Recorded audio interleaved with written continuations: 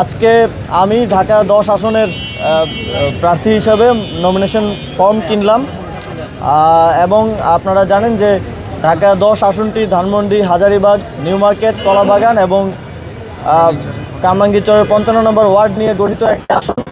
এই আসনের মানুষজনের অনেক আশা আকাঙ্ক্ষা আছে এই নির্বাচনকে ঘিরে এবং এই আসনের প্রত্যেকটি থানার ডেমোগ্রাফিটাই ডিফারেন্ট এবং প্রত্যেকের ভিন্ন ভিন্ন সমস্যা আছে এবং আমরা সেগুলো নিয়ে সামনের দিনে কাজ করতে চাই। ইতিমধ্যেই আমরা জনগণের সাথে কথা বলছি, তাদের সমস্যাগুলোর কথা শুনছি, সম্ভাব্য সমাধান নিয়ে আমরা কাজ করছি যে কীভাবে করা যায়। এবং আমি এই জার্নিতে ইতিমধ্যেই আমরা অ্যানাউন্স করেছি যে প্রার্থী হওয়ার বিষয়টি এবং এই জার্নিতে এই আসনের জনগণের এবং সারা দেশের মানুষের সহায়তা চাই। একই সাথে নির্বাচনকে ঘিরে আপনারা জানেন যে তফসিলের পরদিনই একটা অত্যন্ত দুঃখজনক ঘটনা ঘটেছে। আরেকজন স্বতন্ত্র প্রার্থী ঢাকা 8 আসনের ওসমান হাদি ভাইকে সেদিন গুলি করা হয়েছিল এবং তিনি শহীদ হয়েছেন।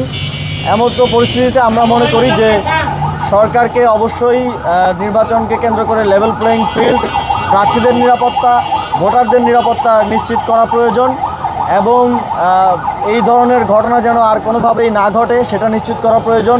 ওসমান হাদি একজন প্রার্থী ছিলেন, তিনি নির্বাচনের কার্যক্রম প্রায় 2 মাস আগে থেকেই শুরু করে দিয়েছিলেন। প্রতিদিন তিনি প্রচারণা করতেন, তিনি গণতান্ত্রিক উত্তরণের পক্ষে ছিলেন এবং নির্বাচনের পক্ষে ছিলেন। আমরা এখন শুনতে পাই যে নানা গোষ্ঠী দেশকে অস্থিতিশীল করার চেষ্টা করছে, নির্বাচনকে বানচালের চেষ্টা করছে। আওয়ামী লীগকে ছাড়া তারা কোনো ধরনের নির্বাচন হতে দিতে চায় না। আমরা স্পষ্টভাবে বলতে চাই যে বাংলাদেশের গণতান্ত্রিক রূপান্তরটা এখন অত্যন্ত গুরুত্বপূর্ণ বাংলাদেশের সামগ্রিক স্থিতিশীলতা, সার্বভৌমত্ব এবং স্বাধীনতা রক্ষার জন্য।